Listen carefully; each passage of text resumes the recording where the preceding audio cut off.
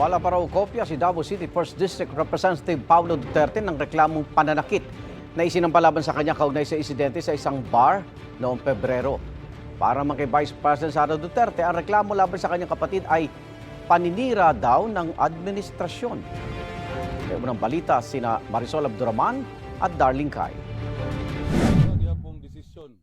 Sa akong mga kaigsuunan Davaoenyo, karon nakakita na po mong video, dugay-dugay na nahitabo. Sa isang video mula sa staff ni Davao City 1st District Representative Paulo Duterte, may binanggit na kongresista tungkol sa isang video at kasong isinampa raw sa kanya.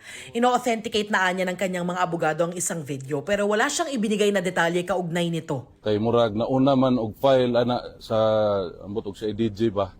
Nauna og file sa CIDG ang testimony, ang affidavit sa social media usa sa piskal, so di ko kara himo og statement ana kay wala pa mi kadawat og dokumento nga gipailan kog kaso. Inilabas ang video na ito matapos kumpirmahin ni Prosecutor General Richard Fadulion na may mga reklamong isinampa laban kay Duterte. Batay sa investigation data form na nakuha ng GMA Integrated News at kinumpirma ni Fadulion, ang negosyanteng si Christone John Patria ang nagsampa ng reklamong physical injuries at grave threats laban kay Duterte. Nangyari raw ang insidente alas 3 ng madaling araw noong February 23 sa isang bar sa Davao City. Hindi pa raw nakakausap ni Vice President Sara Duterte ang kapatid na si Davao City 1st District Representative Paulo Pulong Duterte na inireklamo ng pananakit. Nasa The Hague, Netherlands ang kongresista para sa kanilang amang si dating Pangulong Rodrigo Duterte. Pero paniwala ng bise, ang asunto kay Pulong paninira lang anya ng administrasyon.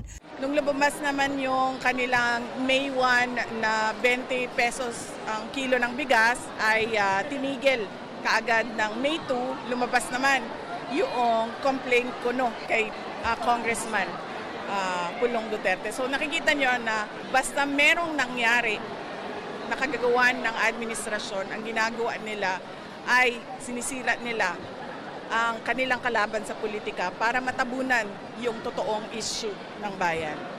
Sinubukan namin kunin ang reaksyon ng Malacanang, ang PNP. Iginiit sa isang pahayag na wala silang hawak at hindi sa kanila galing ang anumang kumakalat ng CCTV footage na umano'y may kaugnayan sa insidenteng kinasasangkutan ni Duterte. Hindi rin daw sila ang naglabas ng affidavit ng complainant laban kay Pulong. Iginagalang daw nila ang proseso ng batas. Ito ang unang balita. Marisol Abduraman. Darlene Kai para sa GMA Integrated News. Igan, mauna ka sa mga balita, mag-subscribe na sa GMA Integrated News sa YouTube para sa iba't ibang ulat sa ating bansa.